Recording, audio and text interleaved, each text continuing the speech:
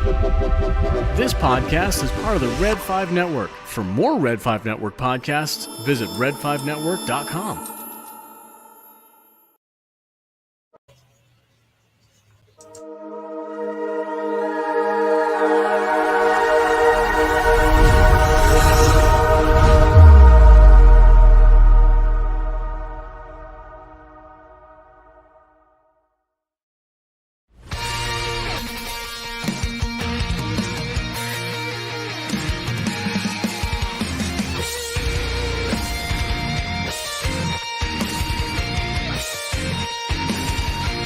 From the remnants of Jeddah City comes a broadcast that will shake the Empire to its core.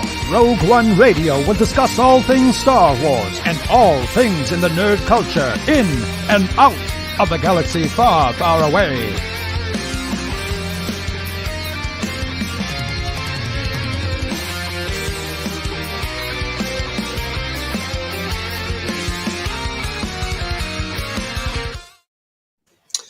Hey folks, if you are tuning in for the first time, welcome to Rogue One Radio, and my name is Steve, and I'm one of your hosts, and today we have a guest host with us. It's Adam of From a Certain Point of View. Hey Adam, how's it going? Hey Steve, I'm doing just fine. How about you? Good, doing good. Good. We've got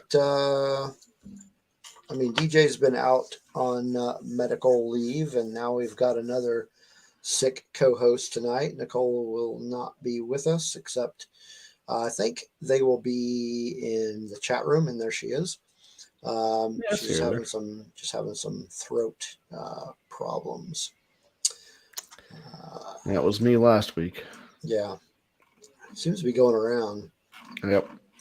All right. Well, who do we got in the chat right now? We've got Isaac and Dragon Buddy and Scott from Used and Abused. Patrick's with us. Hey, Patrick. Nicole, of course. Spencer is with us. Hey, Spencer. No D&D tonight, Spencer? So it is episode 106. And there's Andrew from the Science Fictionary. Hey, Andrew. Tonight we will be talking about episode 8 of Andor. Digging into that one a little bit. That one is Narkina 5 was the title of that. Joy just jumped in the chat. And Joy, you didn't miss anything. We just started. And there's DJ in the chat. All right. We're starting to fill up. So before we get too deep into things, I'm going to go ahead and play our first music break of the evening. This one comes from a Los Angeles-based trio. I think they're a trio called J.R. Slayer. They just put out an EP on September 9th called Not Rotten. And I'm going to play for you the title track from that tune. So enjoy Not Rotten from J.R. Slayer. I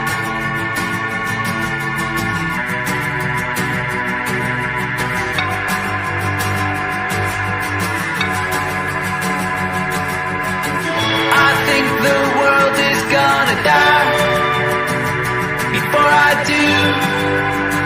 And if that's true, I just want to spend the rest of my time right here, sitting next to you. All of the things we thought were rotten are suddenly just forgotten. Your hands, they are so soft and light.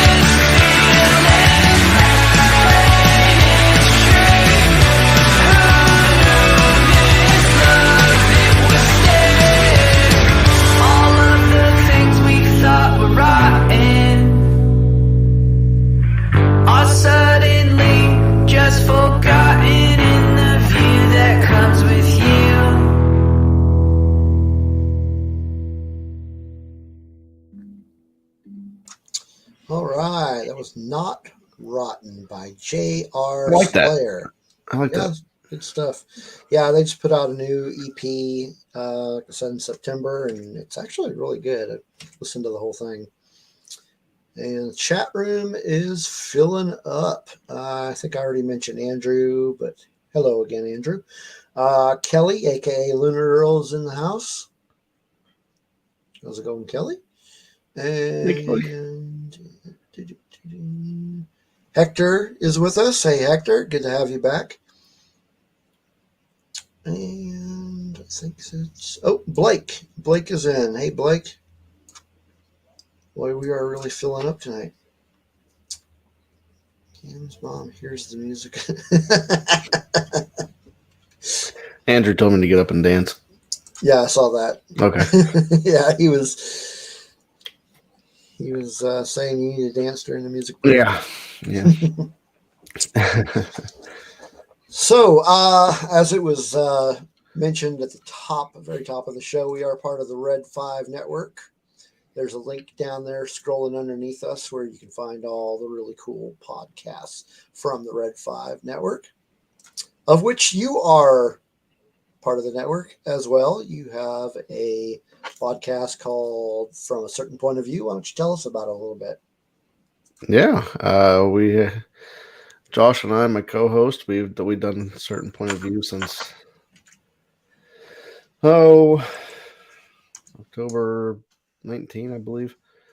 And recently, we've really stepped back from it hard, and I don't think we've had a new video, honestly, a new video in probably about 4 months now, maybe something like that. So, we've just gotten busy. Josh is busy. I am busy. I've taken on a second job, and wow. so it's pretty well on hiatus right now. But we have 100 and some episodes to look back on, and Yeah. you never know what the future will bring, right? Yeah. Well, I'm sure you'll get back into it eventually once things calm down a little bit, maybe. Maybe we'll see. But yeah, good stuff. Good show. Always enjoy that one. Appreciate it. Yeah. And all right. So, we do have a Patreon if you are interested in getting in and supporting us financially. You just go to patreon.com, look for Rogue One Radio, or just click in the show notes of this podcast, and you'll be able to get there. And you can subscribe for as little as $1.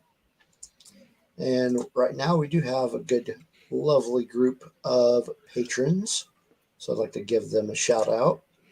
We have Dave Brown, Kelly and Chris, Don Nicholas, Scott and Kim, and Amanda. So thank you very much for your support. We definitely appreciate it. And tell your friends, get them out there. You can find us on social media. You can find us on the Facebook, Twitter, Instagram, of course, here on YouTube. And if you are watching us on YouTube, make sure you subscribe, like, comment, all that good stuff. And if you want to follow us on any of the social media, there's a link right there scrolling underneath us. That will also be in our show notes. So, where can they find From a Certain Point of View? Adam? Twitter would probably be the best place. Certain POV Pod is the handle there. We are also on Facebook, but like I said, that stuff hasn't been updated in so long. Yeah. So Twitter is probably the best place to find us, and find me personally would be good too. That's at the Gauze85. Great.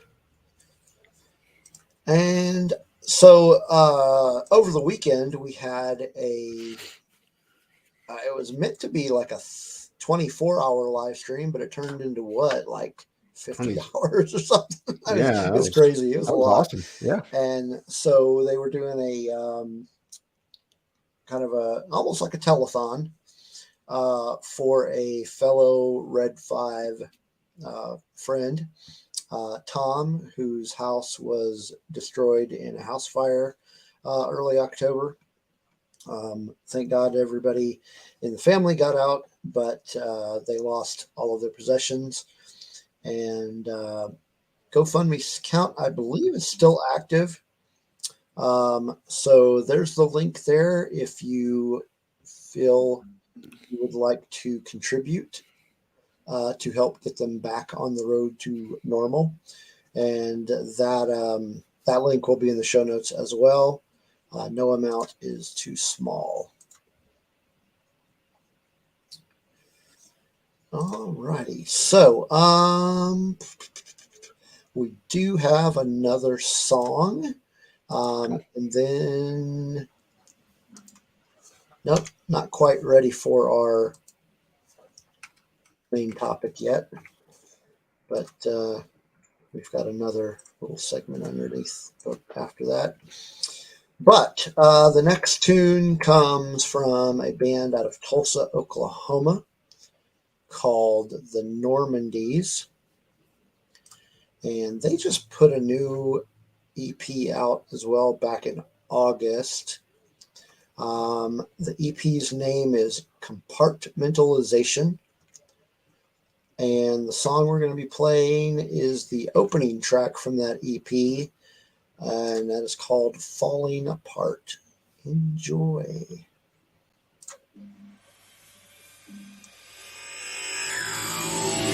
You said you loved me, but you lied. Did everything to make it right.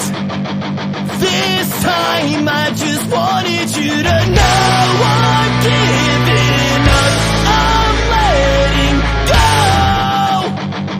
I never loved you. I wanted you to know.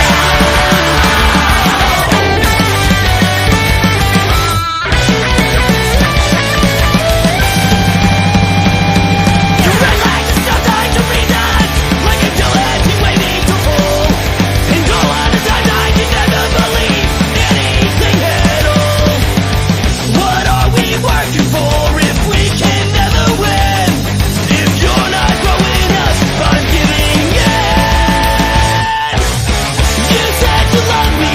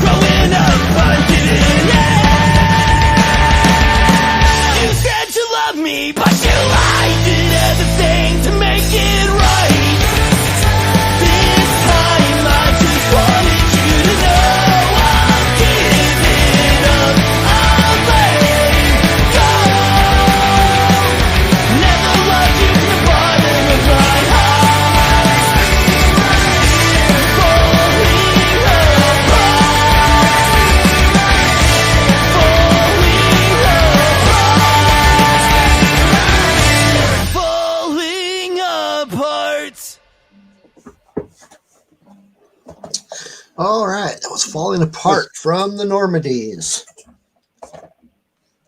Good bunch of guys. All right, we got some newcomers in the chat room. Megan is back with us. Hey, Megan. And she was the one that said she hopped on just in time to get her ears blasted. Kimberly from Used and Abused is with us. Hey, Kim. And I think that is all the new ones. Somebody noticed my name there that I put up there.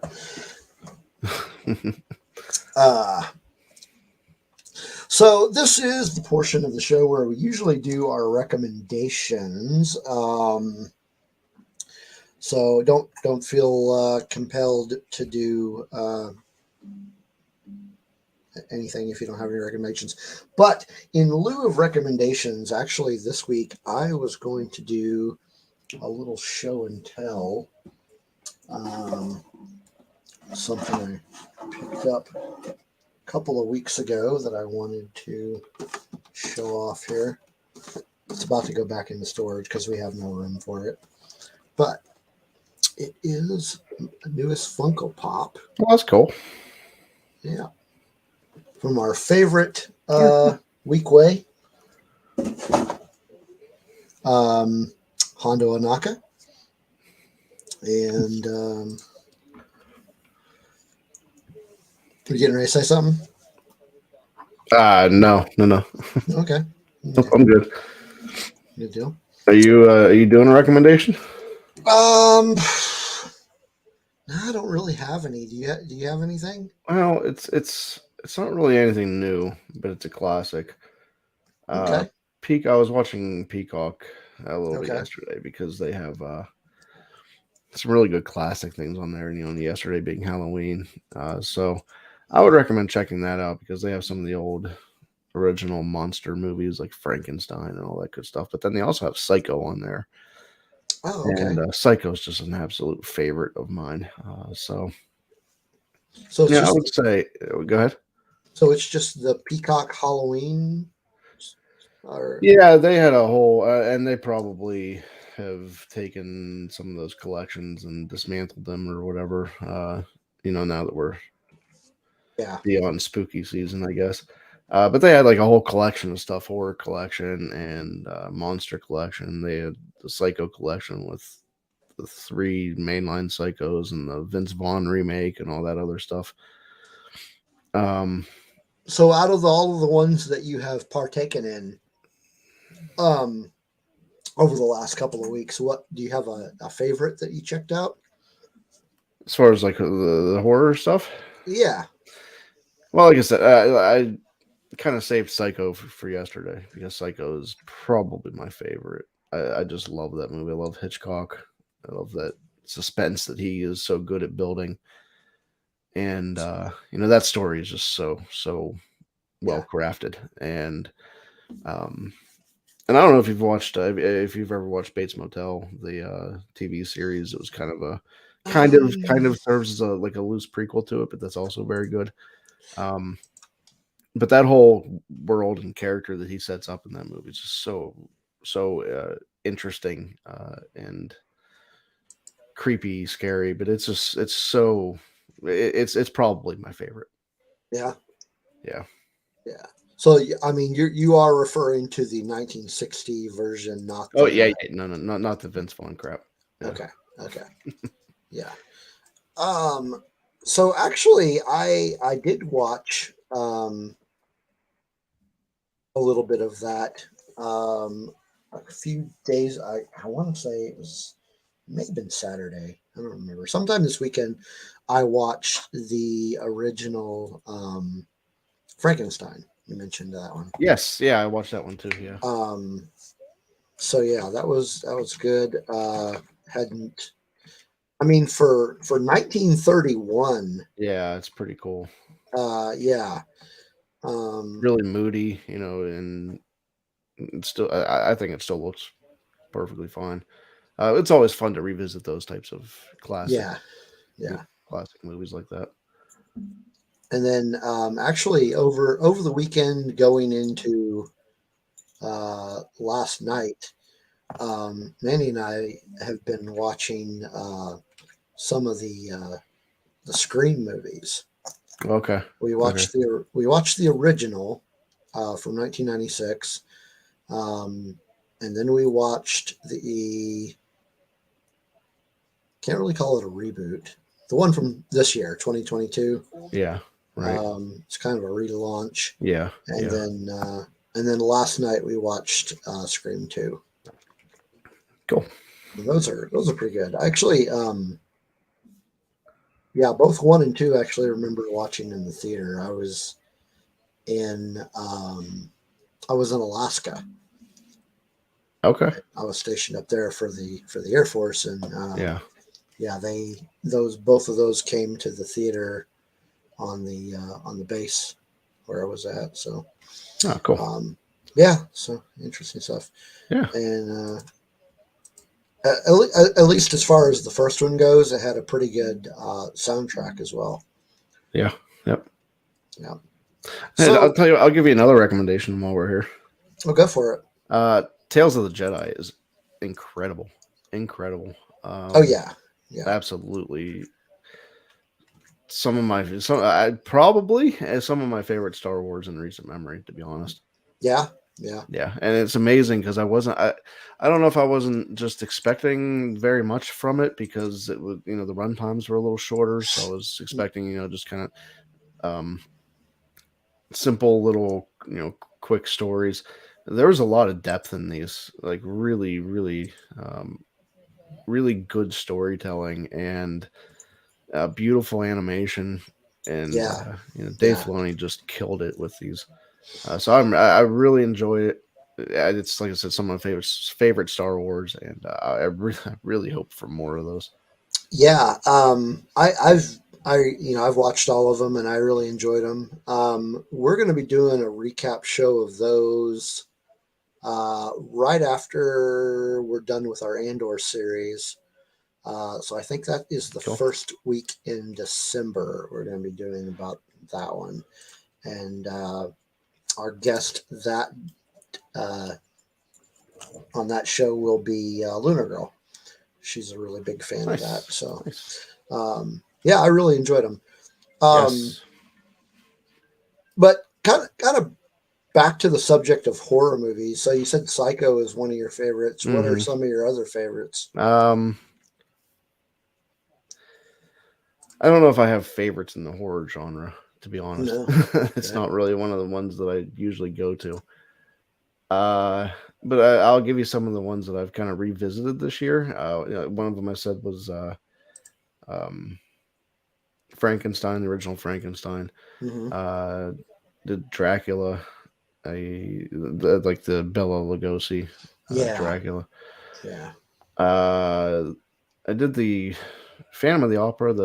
I think it was 1943 or something. It was a color remake. That was also on Peacock. But then I watched a couple times this season the Addams Family movies, the 90s ones, which I always enjoyed. Those were movies that I watched as a kid. Kind of introduced me almost to Addams Family, and then I would find the reruns of the black and white show and all that, and watch some of those. But I revisited both of those movies a few times this year, and that was fun. Check those out again. Very cool. Now I didn't get a chance to watch it. I probably didn't even look for it, but one of my favorites is the third Nightmare on Elm Street. Okay, nice. Kind of 1, 2, and 3 were all good, and it kind of went downhill after that. But then another one that I did watch this month was the original Hellraiser. Those are pretty good. I like those. And I did go back. I did watch The Sixth Sense yesterday again. Which I hadn't seen that one in a long time. Yeah. So that one was fun to revisit. Did you ever watch the original Night of the Living Dead? Yes, a long time ago, though. Yeah. Yeah. I don't. Filmed in Pittsburgh. Oh, nice. I did not know that. Yep. Yeah, I didn't watch that. I'm pretty sure that there's a remake, but I never bothered watching it. Yeah, there was a remake of that, yeah. Because I also know that they remade Evil Dead, and I went looking for the original on streaming and couldn't find it. So the only one I could find was the remake, and I didn't bother watching it because I don't want to watch the remake of that. Oh man. Cool. So I think that is it for picks, and we've got one more song, and then we're going to jump in and start talking about Andor, episode 8. All right. So the next song we've got is from a band called the Jacklights. And they put out a new single back on the 19th of I guess it's not this month anymore. Back in October 19th via Red on Red Records. And the name of this song is Underachiever. So here you go. I wish I could be that weird girl who stole your heart, but I'm just weird. Remember, this would be the part where you find my flaws appealing. Whoa, you said grow up. Butterflies in my gut, it holds like Mars. I'm queasy when the lights come up, your eyes look down, uneasy. Whoa, you said grow.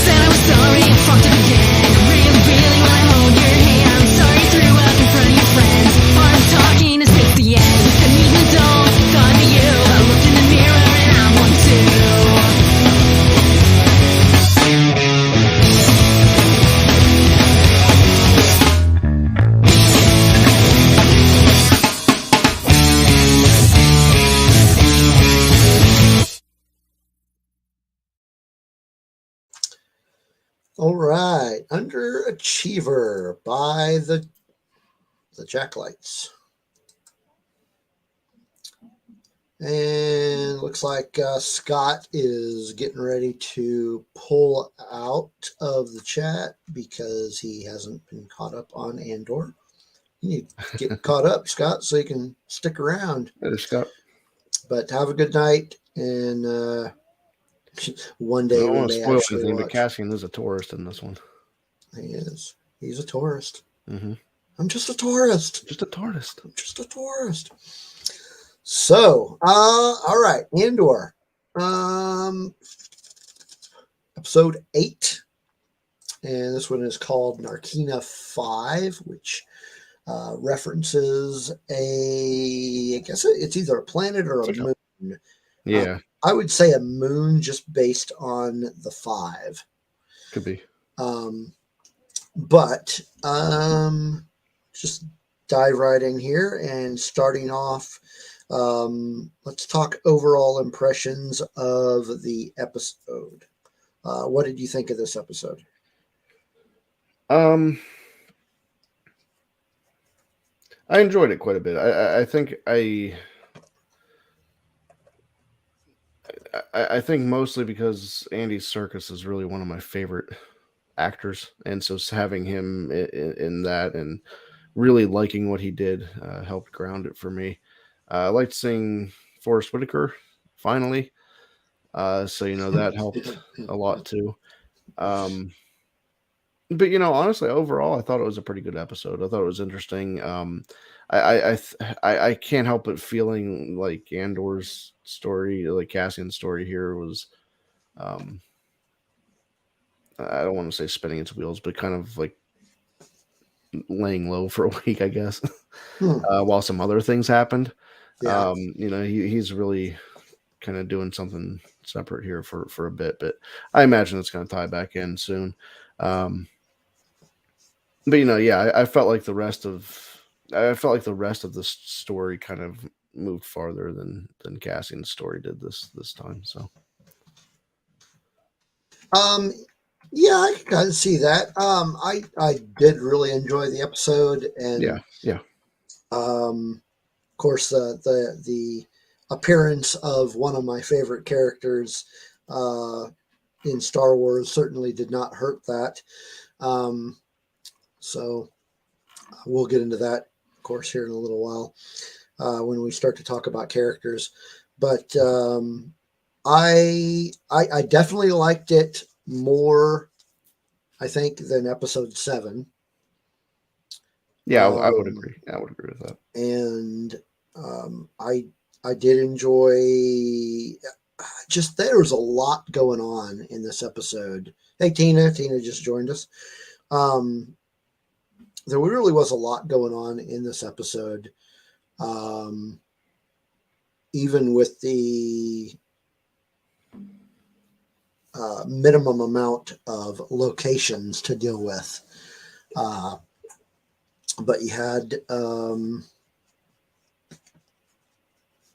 some good stuff. I was really impressed with this episode, and another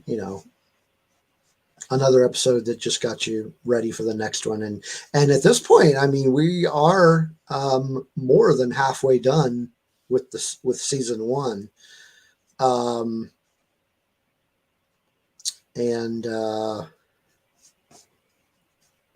yeah, so now when you say getting ready for the next episode, I want that brings me like I've had a problem with where these episodes end. Almost every one of them, like, they just kind of stop. you know, at least in my eyes, and I don't know. I don't know what it is, but like it doesn't really hook me. It's not like it's not like a cliffhanger or anything like that where you just dying to, for me anyway. I'm not really dying to find out what happens next when it just kind of stops, I guess. hmm. Um, I've felt that way with almost every episode. I don't know what it is, but I don't know. It just doesn't seem to really hook me for the next one. But that's not to say that I'm not enjoying it, because I do like this show. I think it's an excellent show. But there's just something about the way it ends each time. Like what do you mean? Like you just like it wasn't. You don't think it was a cliffhanger? Is that what you're getting at? Yeah, I mean, it's just not like, and like not everything has to be a cliffhanger, but like I feel like there has to be, almost like some type of, like you have to feel like you're on the precipice of something. Like you have to come back to find out what's happening next. And I get that there's things happening here, like Andor's in prison and all this other stuff. What's going on with that? And how does he get out there? You got the stuff with Saw now. Where does Saw fit into all this? Like I get that, but I feel like there's not one particular thing that happens. Like okay, let's go back to like Mando. You know, I feel like Mando always kind of left off with something that said, "Hey, I've got to see what happens with this particular thing that they ended with this week. I have to see what happens with that next week." And I haven't felt that with this show, Really? particularly just in the way that each episode ends. So I don't know exactly what it is. I can't explain it exactly, but that's kind of what I've been feeling with how these episodes leave off. Interesting. I've been feeling completely different. I'm just each episode I'm anticipating the next one. Well, that's good. That's good. I mean, a lot of it has to do, of course, with the story that they're giving us. This is some I mean, as far as the Star Wars universe goes in recent memory, they're doing some really good storytelling, I think. Yeah, I would agree with that. It's light years beyond what Boba Fett and even Obi-Wan were in terms of that, in terms of quality. Yeah, I think the writing quality was a lot better. It is for sure. But yeah, we've got some good stuff going on. You got someone in your chat that you need to ban. That I need to what? Ban to get rid of. Oh, oh, Camry. So we got a couple of new locations. Off the top of my head, I can only think of 2 new locations we got. We got this place here, of course, Narkina 5, which is, I mean, essentially just like we mentioned, it's a moon, and it's a prison is pretty much all it is.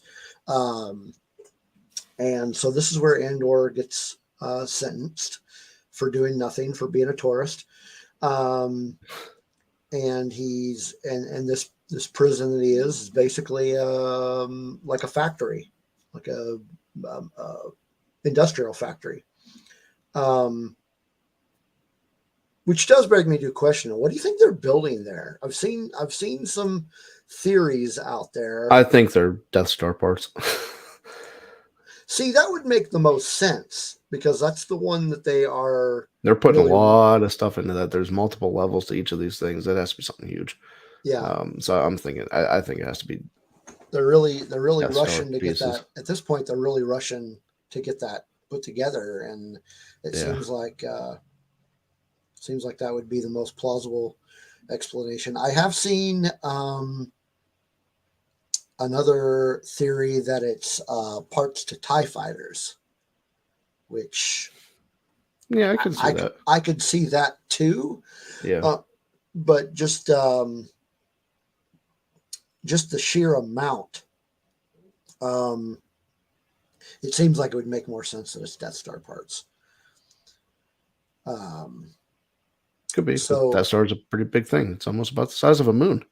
Yeah. It's a lot of parts. So, yeah. So this is where he gets stuck, and he's part of a team under the management of the aforementioned Andy Serkis, which we will talk about when we get into characters. But this is a very I found some interesting things about this prison that strangely we don't see in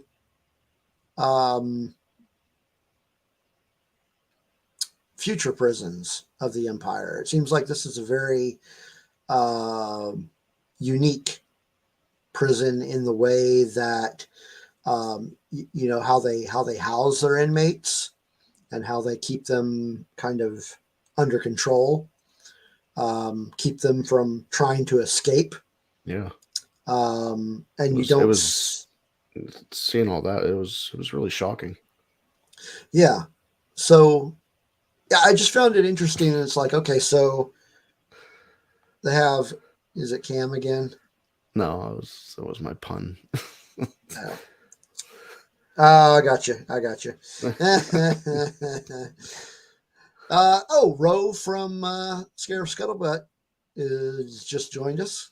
Hey, Ro. Hey, bro. Nice to have you.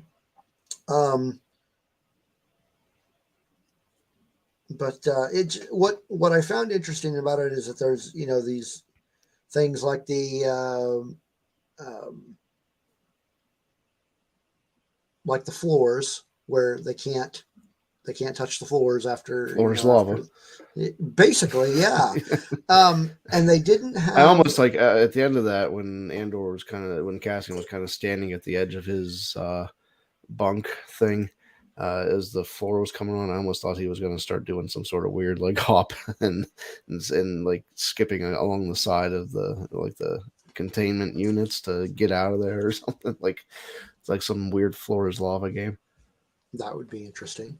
I don't know that's going to happen. I just felt like that. I was like, because he was just kind of standing there looking out at it like he was done with this, and I just thought he was going to start doing some weird game to get to escape the prison. So some parkour or something. Yep. I found it interesting that they have this kind of prison system, but they didn't have the same kind of system on, say, the Death Star. Yeah. Where they were housing, Princess Leia. And well, maybe we find out why. Maybe there's a flaw to this, and maybe they figure out it's not the best thing. Maybe you're right. Maybe it's because he figures out a way to escape it, and they're like, okay, let's not do this again. Yeah, could be. Although the Empire never really learns from one mistake. That is true. That is true. So there's that. Because I seems like they didn't even have anything like that in Rogue One. Yeah. But then again, we didn't get to see much of that particular prison on Wabani. Anyway, so yeah, Narkina 5, interesting little place. Kind of felt almost like Ender's Game-ish in certain aspects of it, Yeah. Like they have everyone there competing against each other. They're obviously doing it for some sort of bigger purpose. Yeah. That they don't know, what they're doing. So it kind of had like this whole Ender's Game vibe to me a little bit. Yeah, somebody in the chat room, let me find it in here. They also compared it to Dragon Buddy. He said it was Star Wars Squid Game. I've never watched Squid Game, so I don't know that one. Yeah, nor have I.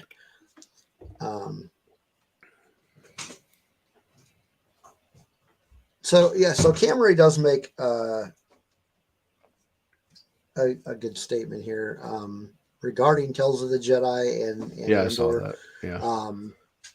He says that he loves it, but glad they got Tales of the Jedi because he was missing the Force aspect to Andor. So that is definitely something that is missing from the Andor series. But the part of this that you get from the what makes it feel like Star Wars is, of course, the world building.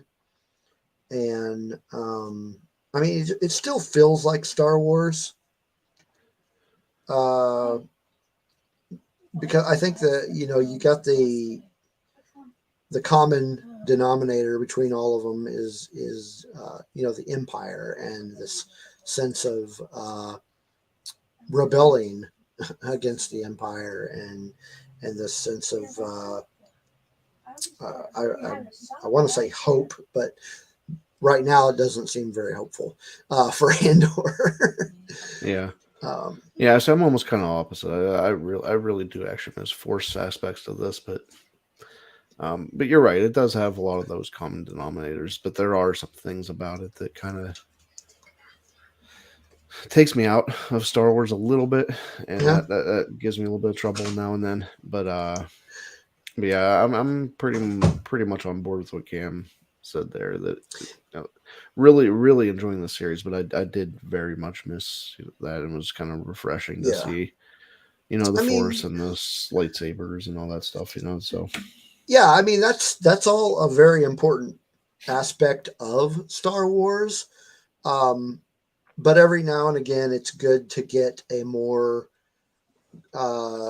grounded story, for lack of a better term. Like, I mean, you want to hear. Can you not do grounded stories with Jedi?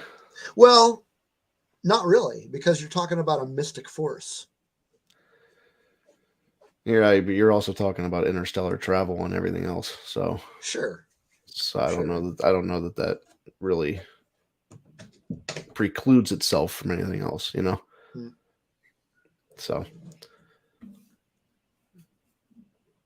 Well, I don't know. I think the Jedi are not saying that I don't like it, because I do. No, Like I know, said, I it's a know. very important aspect of the Star Wars universe. I just think there are other aspects to Star Wars that are just as entertaining, that have nothing to do with Jedi and No, I can see magic powers, whatever that. I whatever can you see want to that. call it. However, for me, that Jedi, that magic powers, that's like a major part of it for me, and Sure, sure. I am very much missing that in Andor. So Yeah. I mean, and that's how it all started. I mean, that's what got Star Wars started, was the with the Jedi and the Force and whatnot. So it's obviously a very major part of the mythos. Um, but for me, as much as I do like all of that, I also like to see stories about what's going on with folks that aren't Jedi. sure. But I just think you can do that in a story as well, with Jedi. I don't think it has to be precluded from each other. In order to be told in a grounded way, in a good story, and all that stuff. I don't think it has to be completely separate like it is here. So, but that's well, I mean, I don't disagree with you. But I would say that putting in, well, at this point, putting in a Jedi character wouldn't make too much sense anyway, because most of them are being hunted. So they're all more than likely hiding. Um, I wouldn't go so far as to say putting a Jedi in the series would take away from the series at and see all. the thing is, like, we keep talking about Jedi, but I mean it doesn't even have to be Jedi. I mean, Well, no, and you're right, because in Rogue One Radio, or Rogue One Radio, in Rogue One, there right. were no Jedi, but there was Well, there was, yeah, the right. There was the Force. will, Right, and then right. you had Vader. You know, it was That I don't that know is about a true. major player, but a pretty big player. Yeah, you're right. You're right. He did. The He very wasn't. much I think the very least that you can go before this would be Solo, and you didn't really have anything in that uh, until Maul showed up at the end to kind of tie Yeah, it's some very things right. together. That was kind of pulling some strings behind behind Yeah, it all. So there's that. Uh, but yeah, like I know that the story they're trying to tell here isn't really serviced by throwing just Jedi around, yeah, But for me, that mythos, that mythological, that's like, it kind of goes hand in hand, and it's almost like I missed that part of it being there, yeah. you know. And I mean, we're gonna get a lot more of that when they bring out the Ahsoka series. Yeah, yeah, Um, and then for sure. we got the Tales of the Jedi. Yeah, yeah, Um, but I guess what I'm getting at is there's different, um, for everybody that enjoys something a little bit different. It's almost like at this point, Star Wars has something for everybody. Like, okay, maybe you don't like that aspect of Star Wars, so try this one out and see what you think of this. But no, I mean, yeah, I like it all. So, that's good. That's good. but And it's weird um, because, like, I say this stuff, and I feel like sometimes that lumps me into as someone that dislikes the show, and I'm not. Like, I like the show. yeah, There's just things about it that make me miss the normal Star Wars. You know what I mean? Oh, I totally get that. Yeah, for Um, sure. And Cam says something else there as well about the music. The Oh, music has been a little bit of a struggle for me too. And not that it's bad. Again, like I can't say that I don't like the music. But sometimes it feels almost like, I don't know, like 80s sci-fi soundtrack stuff. Like it almost feels like Stranger Things sometimes, I guess. And so that doesn't really help either for me. But yeah, but again, like I say these things like I have complaints about it for sure. Like I don't want to hide that, but like right. I still think it's an excellent show. It's a very, very, very good show, and I'm not trying to crap on it. You know what I mean? Oh So no, I didn't get that impression that no, you I'm did. not Yeah, saying that you did, but I'm just yeah. I'm But just yeah, there are people out there who, um, I mean, if you look hard enough, you find them. The people that are just like absolutely hate it because yeah. I don't know where I don't like I I haven't don't know seen that a I whole. don't know that I get the absolute hate for it, Yeah, yeah, and I don't understand that. I don't even know that I guess I see that from a few people, but I think sometimes that's just kind of being contrarian. You know what I mean? yeah, yeah. Just to make a point, Being kind of just argumentative, kind of or just gatekeepery, well, gatekeeper-ish. I don't want to even say that, but I just want to say I guess it's more like I said before, like trying to make a point. You know, Yeah, yeah, like don't like one particular thing, so then the rest of it's bad, I guess. yeah, yeah, yeah. No, I get it. So Jeez, what were we talking about? we Locations. had just finished up with Narkina 5. Okay. Narkina 5, yeah. So the other location that we got. See, we can get the squirrels and the bunny trails going with without the whole crew here. Um, the other location that we got was briefly was Segura which is where Luthen goes to meet Saw Gerrera. And so he goes there to try to get him to, I guess, team up with, I don't even remember his name, team up with another guy who's going to do some sort of heist, is what it sounds like. Yeah. But so Segura Milo, I don't remember from any of the books. Having said that, it may have been in Rebel Rising. I don't think so. I don't know. It's been a while since I've read Rebel Rising, so they did go to a lot of places. So I don't know. Yeah. But the interesting thing about this is you see the shot of the planet, and then I'm intersecting the O. What the heck? Rose said that my head looks like it's intersecting the O. Alrighty then. So we get the shot of the planet, and then it kind of zooms in, and then the first Dragon Buddy, my O face, and we get the first shot of two tubes. So right away, you know where he's going, and it got me really excited. So I was happy to see where they were going, and we were finally going to get to see a character that we had not yet seen in this show.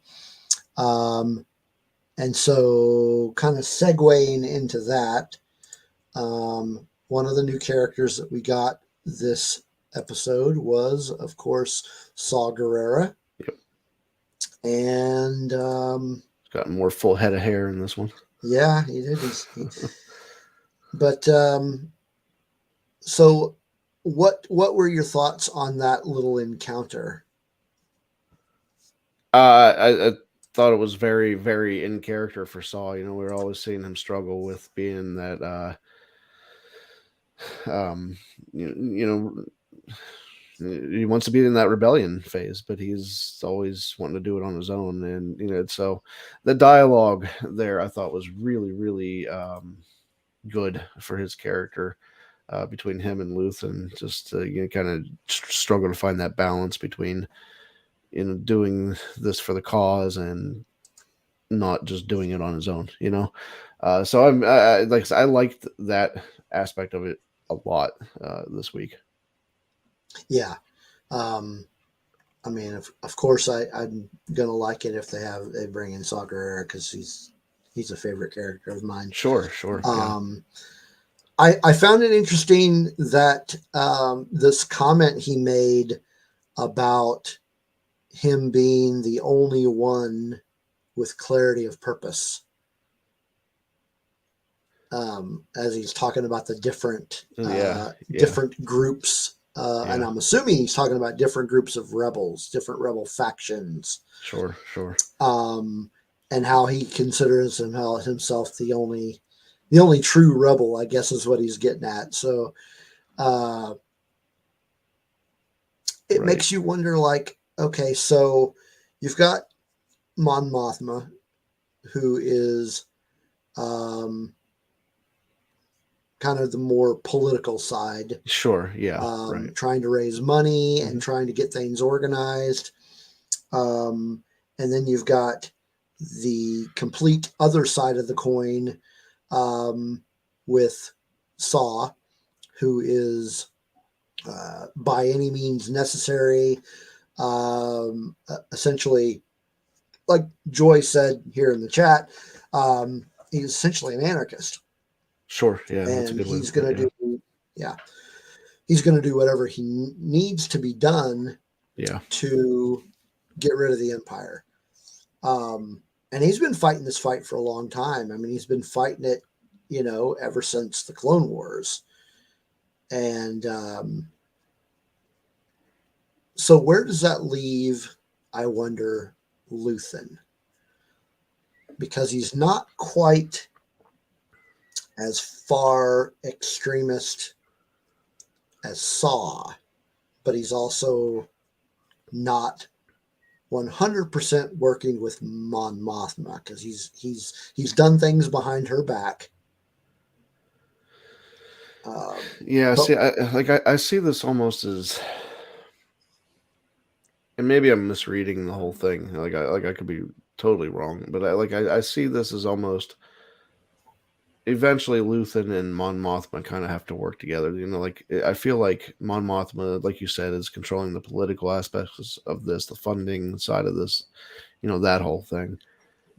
I feel like Luthen's going to have to be the one that kind of does more around controlling these different factions of rebels. Like Saw says, with him being, with everyone else just kind of doing whatever, and he's the one with the purpose. Like, I feel like, and we saw Luthen kind of do that a little bit with the mission. I'm blanking on the planet, but at the garrison. Aldhani? Yeah, Aldhani. Yeah. And so we saw Luthen kind of organize that type of stuff already, and I feel like that's kind of where he's starting with Saw a little bit there. Yeah. So I almost kind of feel like by the end of this, in some point, it has to kind of come together. It can't be, Mon Mothma doing just her political things. It can't just be these guys over here doing their own things. It has to kind of come together. So I think that Mon Mothma and Luthen kind of are those two sides of, one thing that becomes a rebellion, Yeah. And I mean, we know that Saw's group and the Rebel Alliance, we never see any reconciliation there. Yeah, right. Right. But so what I'm thinking is that, with the exception of Saw's partisans, they kind of, Luthen will stand to kind of unite. Yeah. All of the factions. Right. I mean, we'll see. Yeah, we'll see how things go with him. We still don't know who this mysterious character is that Mon Mothma wanted to bring into the fold. I don't think it's the banking guy. I don't think that's who she's talking about. Is that Tay, you mean? Yeah, I Okay. don't. That may be who she's talking about, but Okay. So, I just yeah, get the okay. feeling. All right. Yeah, I just get the feeling they're talking about somebody else. Could be. I could be wrong. Which, I mean, speaking of Mon Mothma, we did get some more scenes of her with Tay, and seems to be another dinner party. Yeah. Still not the dinner party that we kept getting promised. At this point, I think that dinner party has come and gone. Yeah. I'm Probably. pretty certain that we will never get to see Sly Moore having fun. Yeah, I don't think so. So we did get another dinner party, and we've got this unusual Chandrillan drink that they kept referring to. Yeah, that's interesting. I can't wait to see how that shows up in the Disney parks, because it's going to somehow. Yeah. I'm really looking forward to getting the Andor visual dictionary and have them describe that drink. Yeah. Because apparently you can double up on the worms. Yes.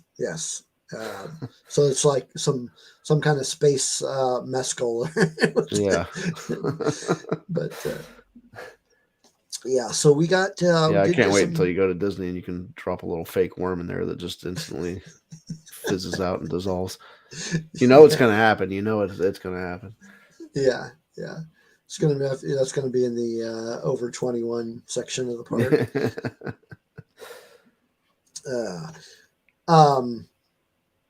So this additional dinner party and the interactions between Tay and Mon and Perrin have brought up, and it may have been brought up previous to this episode, but it brought up some interesting conversation about the character of Perrin. So I know he's not new, but I wanted to talk about him a little bit, because there's been some discussion being brought about whether or not he is like playing the dumb husband so he can kind of throw everybody off of Mon Mothma's scent, or is he in fact just an idiot?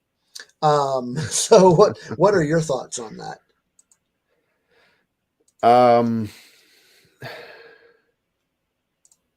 I guess I'd have to lean more towards the idiot side, although I don't know that I call it idiot. I call it maybe ignorant. I think he's more. It reminds me a lot of like Hunger Games stuff. With the people in that that government that were just so into it. That they couldn't see what was going on around them, and like he just seems to be like into that whole lifestyle. The high life that he's been afforded with, the great view and the beautiful apartment and all this other stuff. I think he's just into that. You know what I mean? Yeah. So I think the reason that this started coming to my mind with this episode is some of the conversations they were having in at that party in this episode.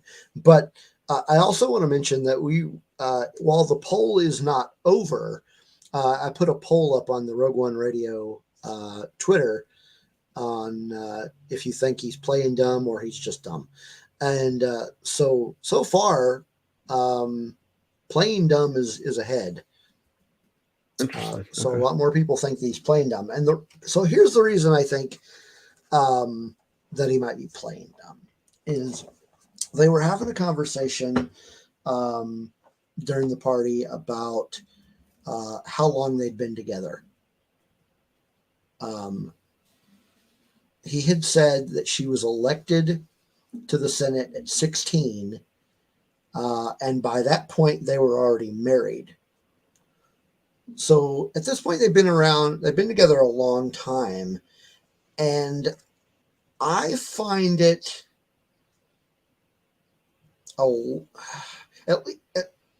just personally, I find it a little hard to believe that they've been together that long and she's been able to hide what she's really That's fair. doing That's fair.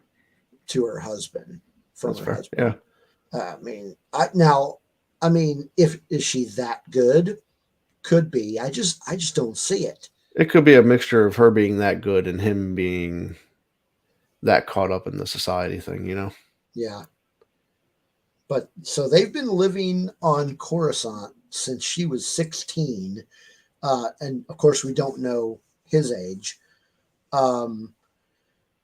There's Cam going on about your mom again. I know. Alrighty.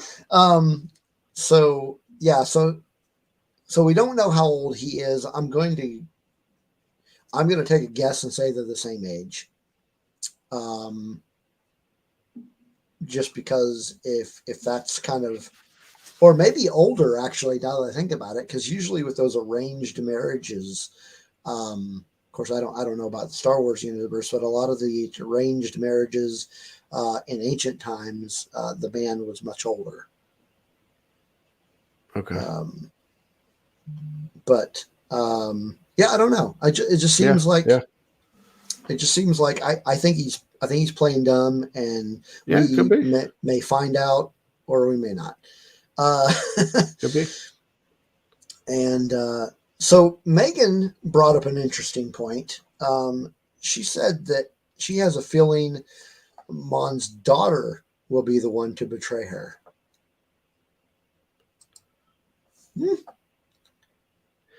I can see that sort of defiance or in her daughter, so I could see that happening. Yeah. Yeah. So Cameron says he can't stand Perrin or his daughter. They are bad news. Of course, Mon is a workaholic. She's not a great Mon, but is also missing an M. I think it's a really bad joke because she's Mon and not Mom. Cameron. Oh Thank dear. Okay. Anyway, I wanted to bring that up about Perrin on whether whether or not you thought he's just playing dumb or not, but don't know. So some other scenes that we got before I jump into the next character, because I will get into him. We also got a lot more from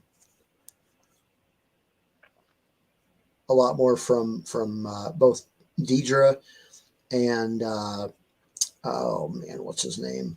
The Sound of Chandrillan Banjos. What? Sound of Chandrillan Banjos. There must be something going on in the chat that I am not paying attention to.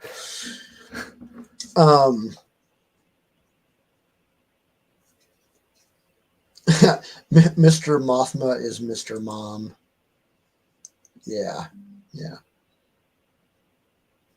And yeah, he's just worried about fun and not being bored. Yeah. But is that just an act? See, now Ro says he will subvert our expectations. We will see. No, but we got some more activity out of Deidre, and she questions. What is the guy's name? Cyril. Yeah, Cyril. He finally had something to do this week. He finally got to do something. So this is an interesting character here. While we are talking about characters, he has been in this show long enough to make I mean, just to make you realize that he's not just an extra that's thrown in there. No, he has some Like, sort of purpose, but he's also there's been like, eating a lot of cereal and sitting at a lot of desks. yes, he's been eating his blue Cocoa Puffs. But yeah, that obviously that purpose hasn't been revealed, but it's just funny that like they keep bringing him back, and you're like, okay, what's his deal, man? What are you doing with this guy? Yeah, it's time for that to pay off. I think a little bit more. I think. I said it back in our first recap of Andor, but I really think that he's going to become part of the Empire.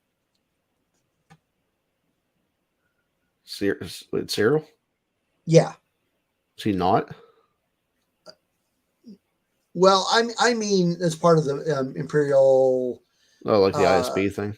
Yeah. Well, either the ISB or even some.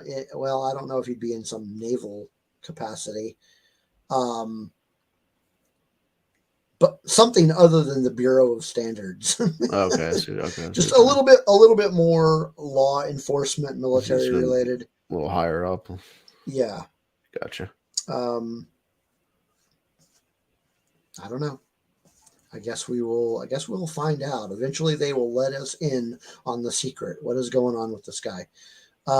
Yeah. I need something to pay off with Cyril pretty quick, I think. Yeah. I wonder. I feel like it's getting there. Like I feel like it's so close. We're right there on the precipice. precipice. I just need them to tip it over just a little bit more for me. So I wonder if he's going to somehow stumble upon where Cassian actually is. Like going through the prison record. Right. Yeah. And which brings us to the prison. Kind of brings us into that circle where we have another new character that we got. And his name was Kino Loy. Yep. Played, of course, by Andy Serkis, who is great in everything he does. I think you mentioned that earlier as well. Yes. He's just really great. Man, I can't remember the first thing I ever saw him in. For me, it would have to be Lord of the Rings, just his Gollum stuff, and then moving on to King Kong and everything else he did after that. Okay, because I actually didn't watch any of those, the Lord of the Rings. I didn't see any of those. Sure. Well, you know what? I did watch the first one, so maybe I saw him in that one. I don't remember. I don't remember much about that one because it just didn't grab me. Hence the reason I didn't watch any of the others. Off the top of my head, the one I can think of that I saw him in may have been the first, maybe not, was the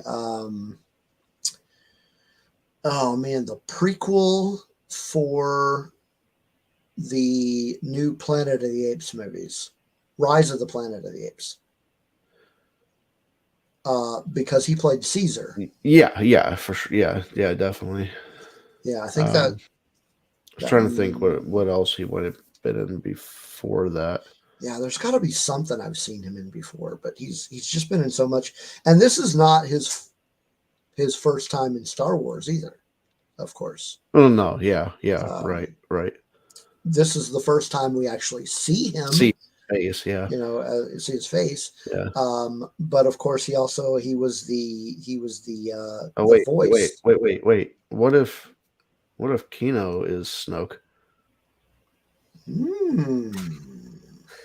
The voices sound so much alike. Yeah. Maybe. Could be. It's an interesting thought. I mean, he did. Maybe he dies and through cloning, through some sort of cloning program, we get him. Yeah. Yeah. Andor equals Snoke origin story. Yeah. But yeah, he did a really good job in this Oh episode. yeah, he always does. I love everything. Yeah, Yeah, and it's really his voice is just so unique, and yeah, the stuff that he can do with that, going from the voices that he can do and everything he can do with that, to just that gravelly, raspy thing that he has yeah. going on. It's just incredible. I love seeing him and stuff. So he was in a movie earlier this year where he did a really amazing job. He played the part of Alfred, yep. and yeah, he did an amazing job in that movie. I agree. I thought he was excellent as Alfred. He was excellent. Yeah, when I first heard he was going to be Alfred, I was a little Oh, really? I I can't- was 100% on board as soon I as I was heard like, it. I was I was like, 100%. Yeah, yeah. Well, at that point, I was like, he's a great actor, but yeah, I'm not sure if I see that. right. But after having seen the movie, it was like, oh man, spot on. He was awesome. Yeah, He was absolutely. awesome. He had this kind of Batman Earth One, which was a series written by Jeff Johns. He kind of gave that kind of vibe Right. in the movie.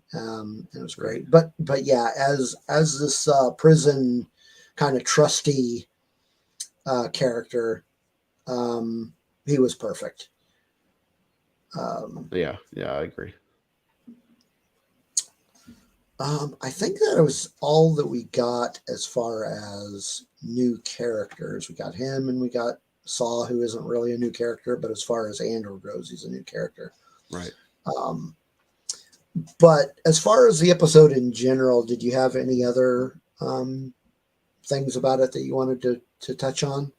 No, not really. Like I said, I enjoyed this. Like you said before, I enjoyed it more than last week's. Mm-hmm.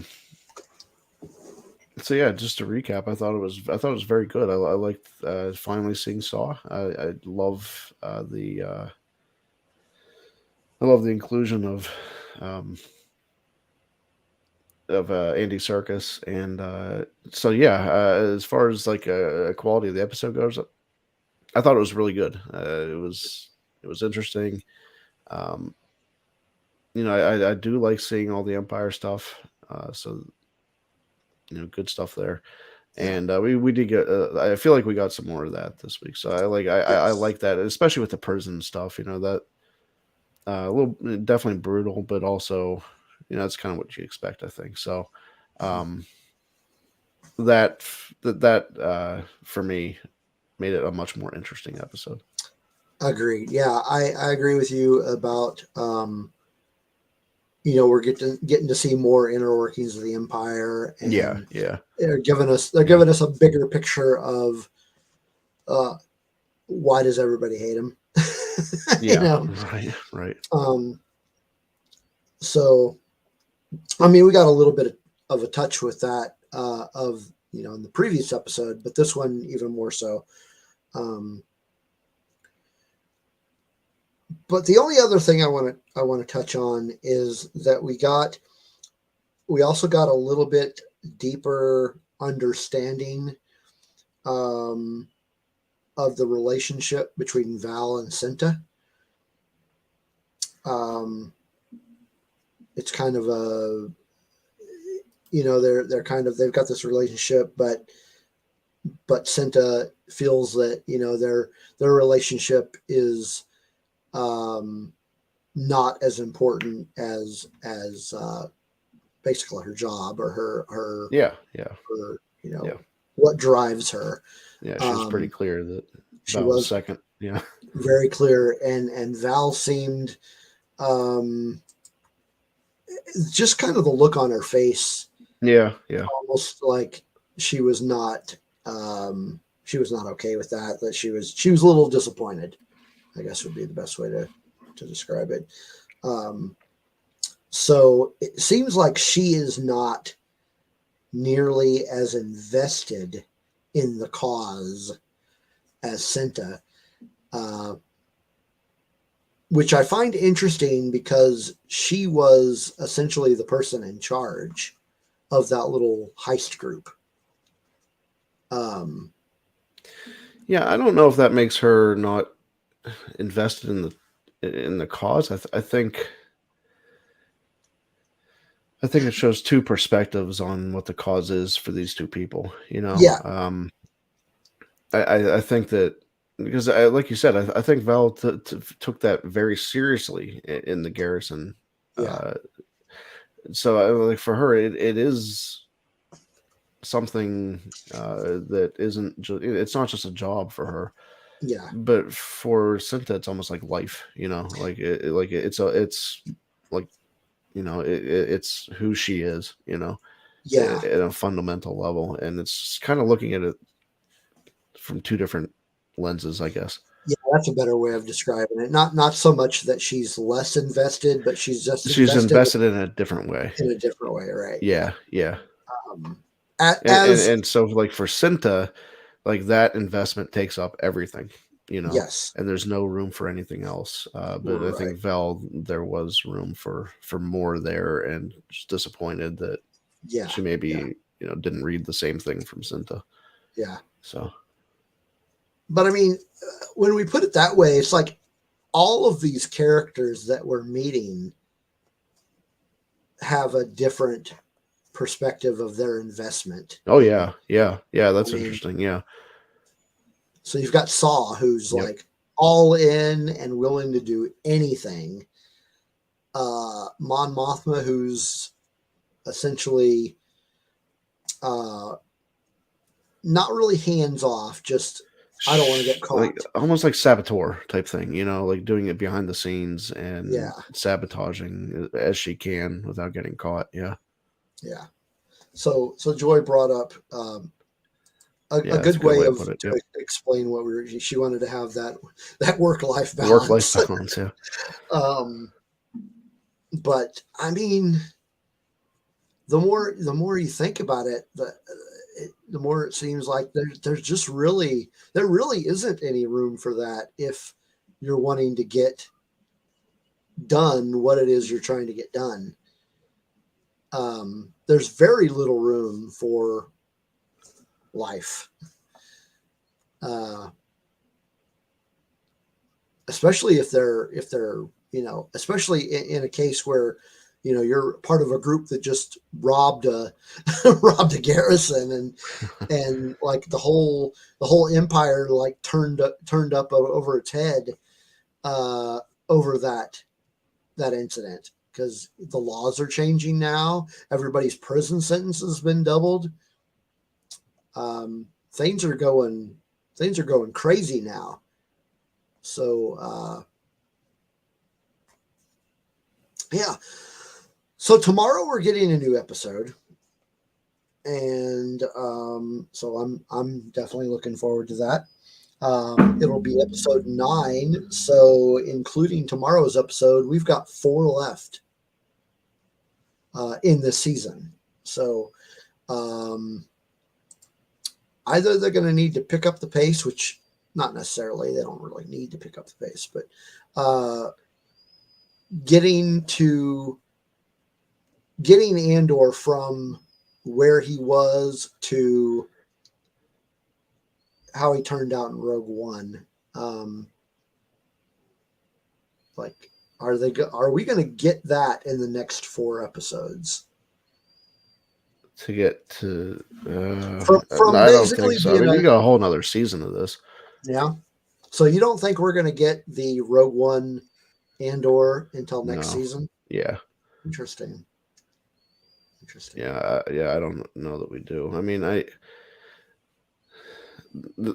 think they've got to get Cassian out of prison next episode. I think that has to end this arc. Yeah.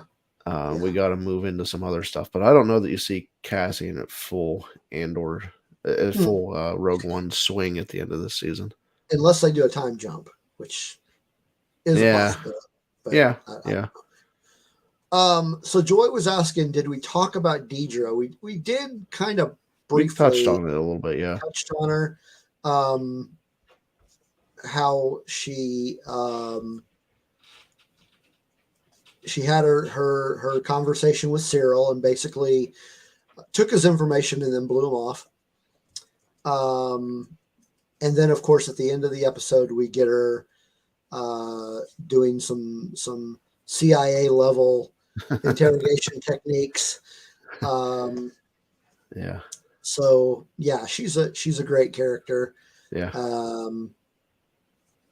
And she is, as Cam put it, she is dedicated.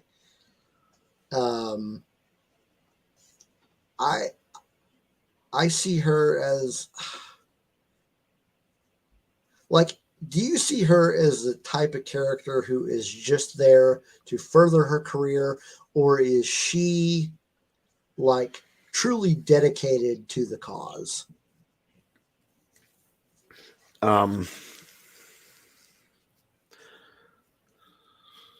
I think a little bit of both, you know. Okay.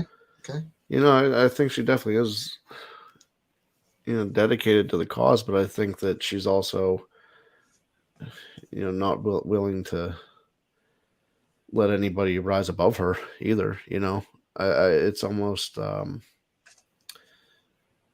like she has to prove her worth to that cause. You know, like she won't let anybody step over her. She won't let anybody, you know, push her down so they can rise up. She needs to be the top of that, and I think a lot of that goes into like an intense belief in what she's doing. So Yeah. I think what I was getting at is, do you think she's doing what she's doing just so that she can get promoted? no, I would still say the same thing. I would still say a little bit of both. Huh. I would still say because she does believe in that, but I don't think it's just about promotions for her. Then, if I that's what don't you're think asking. so either. That's what Okay. I'm getting at. I All right, think if that's what you're asking, then no, it's not just about just a promotion. Yeah. I think she is very focused in what she's doing, and but like you said, she doesn't want anybody to stand in her way to get her goals achieved, and her goals being find out at this point. Yeah. Right. At the beginning, it was, find out where the hell all this technology is going, and then ultimately her goal is root out the rebellion. Yeah. Find out who's in charge and squash it like a bug. So that seems to be where her focus is right now. For sure. Like that, I think that's definitely her motivation, I believe. Yeah. So I definitely don't think we have seen the last of her, and she's one of the characters that I think that we're going to carry on, and we're still going to see her in season 2. There are certain characters I that think so too. I've mentioned earlier in previous episodes that they're not going to make it to episode or to season 2. There's a few of them I just don't think they'll make it. As much as I would like to see it, I'll repeat it. I don't think Luthen's going to make it to season 2. Oh, you think he dies? I think he's going to get found out. Found out. Okay. I hope I'm wrong, but I just got this gut feeling that he's not going to make it. And that goes the same with his assistant. Yeah, I know, yeah. I forget her name, but yeah, I know. I forgot her name too. Yeah. I mean, part of me, but maybe less so, I'm starting to think the same for Val and Cinta too. I think something's going to happen on Ferrix. Something major is going to happen, and they're not going to make it out. Yeah. But as far as Deidre, I think she's going to make it to the next season. I would agree with that. Yeah.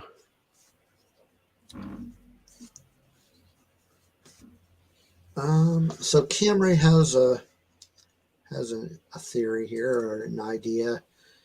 It would be a cool juxtaposition between her life in the Empire and Andor's in the Rebellion, and when their paths finally cross, Andor, realizing he can't change her, pushes him into full. Are you talking about Deidre, or are you talking about somebody else? Because I don't. Why would he try to change Deidre? I'm not following. Maybe something else is going on that he's talking about. Checking the chat, see. It actually sounds like Lost Stars. Yeah, a little bit. Sort of. I heard a what if scenario about. If Deidre was Andor's sister, he said. Okay. I don't think so. I don't think she is.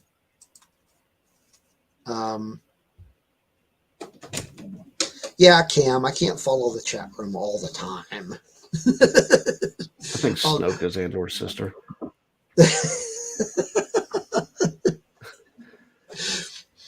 Maybe he's no, that's not. It's not co-ed. I was going to say he'll meet his sister in the prison, but no, it's not co-ed. So yeah, I don't know. Yeah, that's a very Lost Stars kind of idea. Which actually we will be talking about Lost Stars sometime next month. But we are coming up on the end of another episode. We're about done here. Next week we will be talking about episode 9, and we are going to have who is our guest next week? Our guest next week is Melanie. So make sure you come back next week to hear us talk about episode 9. I want to thank everybody in the chat room. We had a pretty full chat room tonight. Thank everybody for coming in, hanging out with us, and talking to us. And definitely thank Adam for joining us. No, thank you for having me tonight. And always fun having you on. And no, I appreciate it. Yeah, so it's always a blast hanging out with you guys. Yeah, or just you. Yeah, that was. What can you do? There's people get sick and it happens. But hopefully Nicole will be much better next week and be on with us. And get better. Hopefully, Nicole. And DJ. Yeah, hopefully DJ will be back next week. We haven't seen him in a while on this show. It's been what? Okay, now they're talking about Star Wars novels. I'm assuming they're talking about Lost Stars. Yeah, they're talking about Lost Stars. Yes, that is a really good book. So that is mid-December, I think, when we'll be talking about that one. But anyway, everybody, thanks for tuning in. Make sure that you subscribe, like, comment, all that good stuff. Hit that little bell and make sure you don't miss any episodes. And thanks to everybody in the chat. And look forward to seeing everybody here next week to discuss more Andor. Have a great week, everybody. Bye.